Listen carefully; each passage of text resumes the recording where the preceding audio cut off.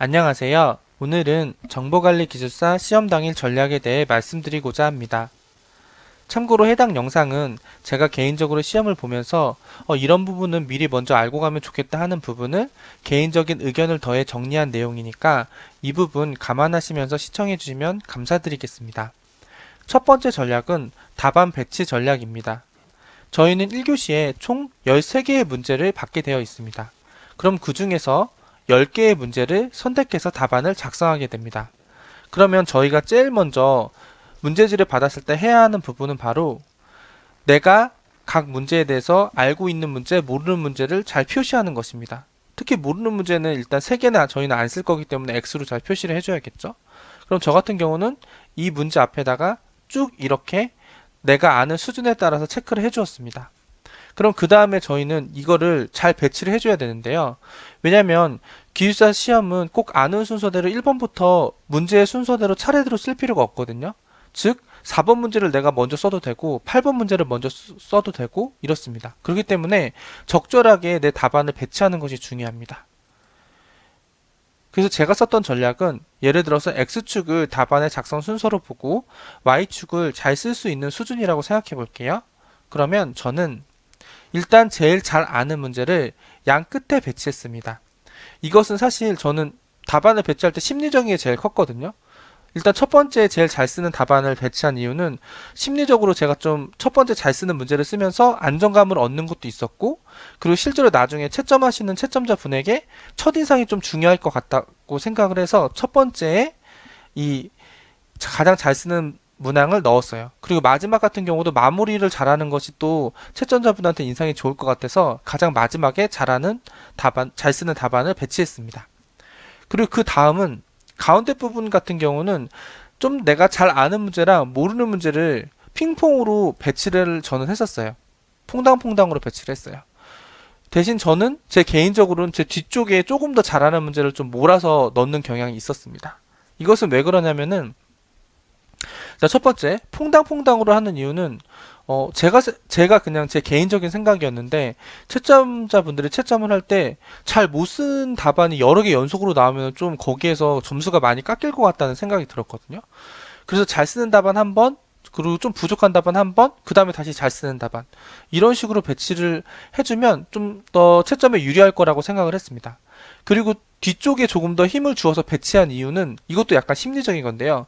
앞쪽에 약간 내가 잘 정리가 안 돼 있고 좀 잘 모르는 답안을 먼저 쓴다고 생각을 하면은 약간 시간이 부족해도 뒤쪽에는 내가 좀 잘하는 답안으로 배치를 해놨으니까 내가 뒤쪽에서 약간 스퍼트를 낼 수 있겠다. 이런 약간 심리적 안정을 좀 얻고자 답안을 이런 식으로 배치를 했습니다. 그리고 잘 모르는 문제, 전혀 모르는 문제를 써야 되는 경우가 있어요. 예를 들어서 모르는 문제가 3개가 아니고 막 4개가 되는 경우, 이런 경우 있겠죠? 이런 경우는 보통 잘 모르는 문제는 6번이나 7번째, 6번째나 7번째, 약간 가운데 쪽에 보통 배치를 했었습니다.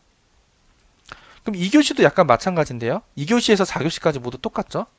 2교시에서 4교시에는 저희는 6문제가 주어지고 이 중에서 4개를 선택해서 쓰게 돼요. 그럼 이것도 역시 잘하는 문제, 그리고 모르는 문제 이것을 난이도별로 조절해가지고 표시를 쭉 해주겠죠. 그리고 저는 2교시에서 4교시에서의 답안 배치 전략은 역시 가장 잘 쓰는 답안은 양 끝에 배치를 했어요. 아까 설명드렸던 것과 똑같은 이유예요. 그리고 저는 여기에서 제일 내가 자신 없는 답안, 그 답안은 보통 2번에 배치를 했어요. 두 번째. 그게 저는 심리적으로 약간 채점할 때 제일 좋지 않을까 이렇게 생각을 했고요.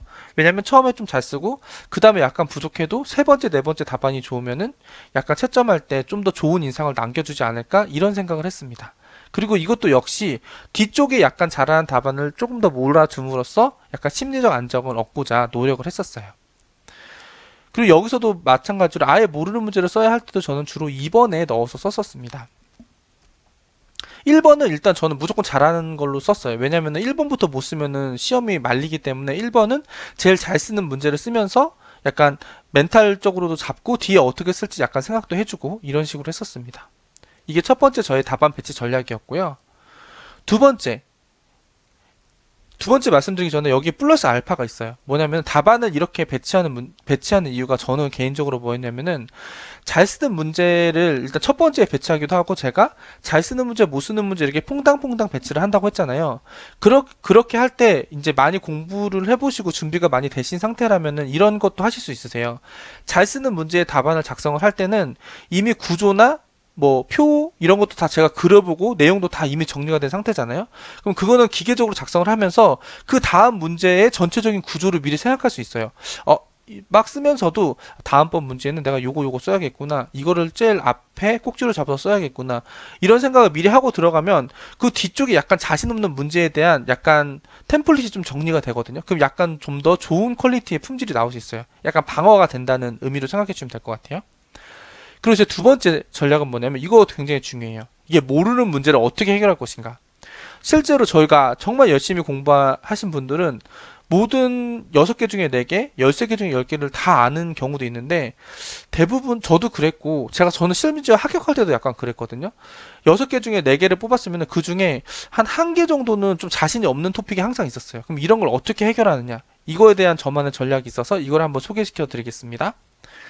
모르는 문제 나왔다고 이번 시험 망쳤다 하고 백기 들고 나오는 건 절대 아니죠. 일단 첫 번째 교시는 소설을 쓸 수밖에 없어요. 근데 이 소설을 왜냐면 첫 번째 교시는 정말 그냥 토픽만 딱 나오죠. 뭐 예를 들어서 5G 아니면 뭐 큐러닝 아니면은 뭐 기계학습 이렇게 딱 나오잖아요. 그 외에 어떤 정보도 없기 때문에 이건 소설을 쓸 수밖에 없는데 그나마 방어를 하려면은 모르는 토픽들 중에 그래도 범주를 아는 토픽을 선택하는 게 중요해요. 그러니까 예를 들어서 큐러닝이 뭐 약간 그래도 기계학습이나 인공지능 쪽이구나. 아니면 뭐 어떤 토픽은 보안 쪽이구나. 이 정도만 안다고 하면 그 토픽을 쓰는 게 좋아요. 아예 모르는 토픽보다는. 근데 여기서는 그냥 정말 최소한의 방어만 하는 거죠. 근데 제가 좀 득을 많이 본 모르는 문제는 사실은 2교시에서 4교시였어요. 이때는 소설 쓰는 건 똑같은데 생각보다 굉장히 그럴듯한 소설을 쓸 수가 있습니다. 그 이유를 제가 한번 말씀드려 볼게요.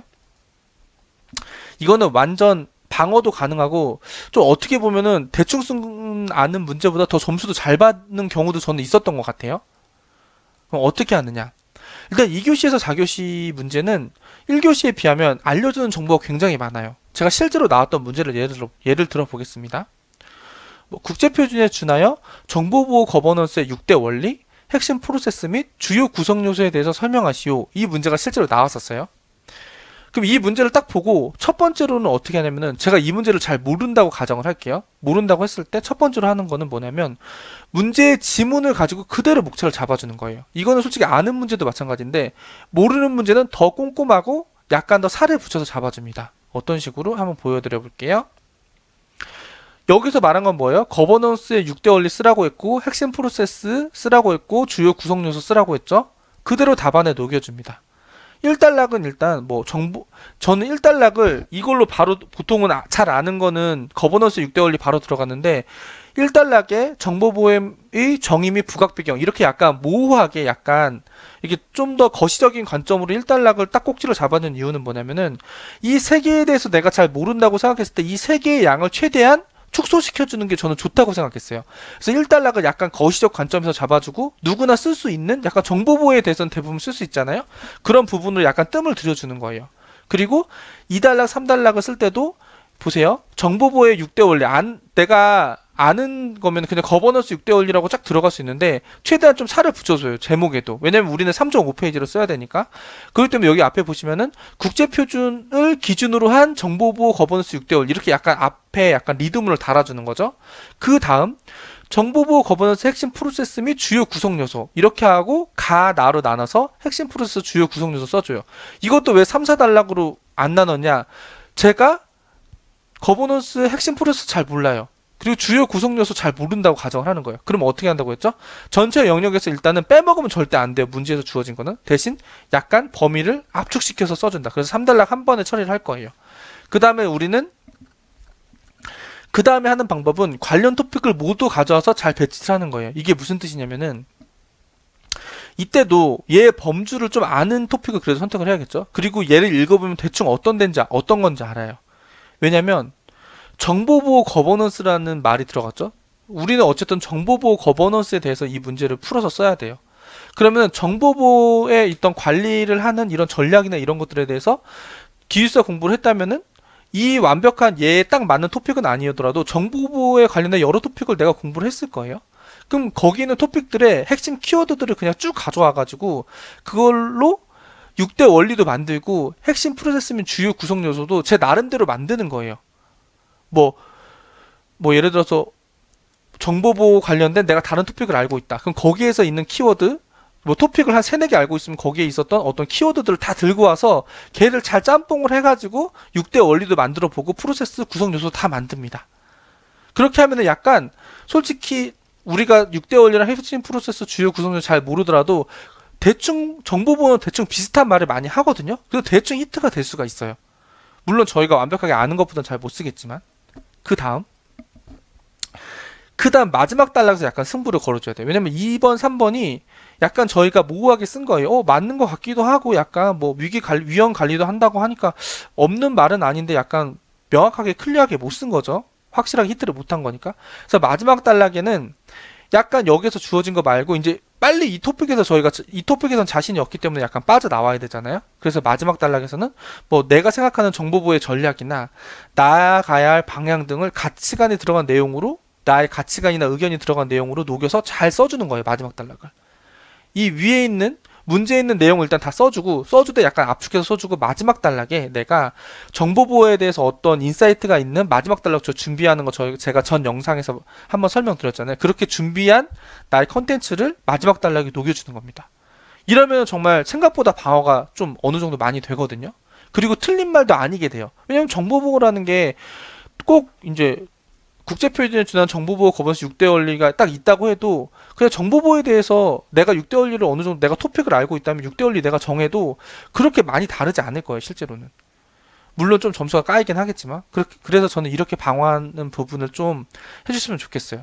이게 왜냐면 제가 이번에 이 단락 이 장표를 되게 굉장히 제가 강조하는 이유가 뭐냐면 제가 실제로 기술사 시험에서 약간 합격을 했을 때도 제가 2교시가 굉장히 약했어요. 2교시에 좀 아는 한 문제를 되게 몰랐거든요. 근데 그 문제를 제가 이런 전략을 통해서 당황하지 않고 열심히 썼어요. 그래서 점수가 생각보다 잘 나와가지고 제가 합격을 했기 때문에 모르는 문제라고 절대 포기하면 안 돼요. 소설을 쓰는데 약간 소설을 저희 흔히 소설 쓴다고 하거든요. 모르는 문제 나오면은. 근데 소설을 쓸 때도 그냥 너무 생뚱맞게 쓰는 게 아니라 제가 이렇게 지금 정리해 드린 대로 쓰시면 약간 그럴싸한 소설 어떻게 보면 이게 소설이 아닌 정말 팩트 같은 이야기 실제로 맞는 이야기가 될 수 있거든요. 그래서 이 부분 꼭 강조드리고 싶습니다. 그리고 추가적으로 꼭 알아야 될 부분 이건 약간 마이너한 부분이긴 한데요. 저희는 일단은 항상 잊지 말아야 되는 게 저희는 100분의 14페이지를 작성해야 되는데 이걸 심지어 4번을 작성을 하죠. 결국 이거는 1초도 거의 쉬면 안 돼요. 저도 시험 봤을 때 거의 5초 이상 펜이 쉰 적이 없어요. 계속 쓰게 되거든요. 뒤에 거 뭐 쓸지 미리미리 생각하면서 쭉 쓰게 돼요. 그래도 시간이 부족해요, 사실은. 그리고 실제로 미친 듯이 글씨를 엄청 많이 써요. 이걸 항상 인지를 하셔야 되는데 이거를 기반으로 했을 때 저희가 미리 알아주시면 좋을 마이너한 부분이 뭐가 있냐면은 첫 번째, 화장실을 컨트롤하는 게 필수예요. 즉 뭐냐면은 쉬는 시간마다 화장실 꼭 가주세요. 화장실이 그렇게 급하지 않아도 일단 화장실 가는 거 중요하다고 저는 생각하고요. 그리고 점심시간에 많이 드시면 안 돼요. 그냥 저는 실제로 밥은 안 먹었고 뭐 초코바나 이런 거 먹었어요. 혹시나 화장실 가고 싶을까봐. 왜냐면 저희 실제로 시험 시간에 화장실을 갔다 온다? 그렇게 해서 붙은 사람 있다고 저도 들었는데 실제로 저는 거의 불가능한 것 같아요. 화장실 갔다 오는 시간 저는 실제 답안지 쓰는 시간이 항상 부족했거든요. 제가 나름 그래도 글을 잘 쓴다고 생각을 했는데도 굉장히 부족했어요. 그래서 화장실은 절대 항상 쉬는 시간마다 가지고 시험 시간에 갈 일을 만들면 안 된다. 이게 첫 번째. 두 번째는 이건 제가 겪었던 건데 실제로 손을 좀 많이 아껴줘야 돼요. 이게 무슨 뜻이냐면은 글씨를 정말 미친 듯이 많이 써요. 근데 저는 1교시에 되게 긴장을 했었어요. 처음 시험을 볼 때. 두 번째 시험 볼 때도 긴장을 해가지고 그 붙었던 시험에서도 1교시에 또 제가 사람들이 약간 글씨를 가독성 있게 잘 쓴다고 해가지고 거기에 좀 강점을 가지려고 1교시에 엄청 눌러서 쭉쭉쭉 썼어요. 근데 이게 안 쉬면서 미친 듯이 글씨를 많이 쓰면서 긴장을 해서 꾹꾹 눌렀으니까 한 3교시 끝날 때부터 손이 막 여기 손 엄지랑 검지 사이가 막 이렇게 약간 부어가지고 글씨를 막 제대로 못 쓰겠는 거예요. 그래서 나중에는 진짜 막 아픈데도 막 썼거든요. 그래서 초반에 긴장된다고 펜 엄청 세게 잡고 꾹꾹 눌러 쓰지는 않으셨으면 좋겠어요. 좀 긴장은 하되 이거 내가 손 아플 수도 있으니까 좀 이렇게 너무 꾹꾹 눌러 쓰지 말아야겠다. 힘 너무 많이 주지 말아야겠다. 이런 거 인지해 주시면 좋을 것 같아요. 겨울에는 또 손난로 준비해 주시면 되게 좋아요. 왜냐면은 겨울에는 손이 약간 얼면은 글씨가 잘 안 써지거든요. 그래서 손난로 가볍게 준비하셔가지고 시험 보기 전에 손 좀 따뜻하게 해주시면은 글씨 쓰는데 좋습니다. 생각보다 글씨 쓰는 게 아무것도 아니라고 생각될 수 있지만 실제로 공부해보신 분들 아시겠지만 글씨 쓰는 거 엄청 중요하고 힘든 작업이거든요. 그래서 손난로 꼭 준비해 주시면 좋을 것 같아요. 그리고 마지막으로 답안지가 부족하면은 고민하실 수 있는데 거기다가 답안지가 막판에 부족한 경우도 실제로 있었어요. 저도 3교시가 부족했던 것 같은데 그때 이게 몇 줄 안 남았는데 좀 압축해서 써야지 하면은 내 템플릿이 무너지잖아요. 그럴 바에야 그냥 바로 하나 추가로 달라고 해서 거기다 또 쓰면 되거든요. 그러니까 바로 추가 요청하시면 됩니다. 자, 지금까지 제가 정보관리기사 시험 당일에 좀 알아두셨으면 좋았을 법한 내용들 정리해서 알려드렸는데요. 제일 중요한 거는 모르는 문제 나와서도 저희 이 엄청 그 긴 시간 동안 공부를 엄청 시간 갈아 넣어서 열심히 했잖아요. 그래서 모르는 문제라고 하더라도 당황하지 마시고 끝까지 포기하지 말고 최선을 다해서 적고 나오셨으면 정말 좋겠습니다. 그렇게 한다면 저희가 이 시험의 패스에 조금 더 다가가지 않을까 생각합니다. 여러분 오늘도 여기까지 시청해 주셔서 정말 감사합니다.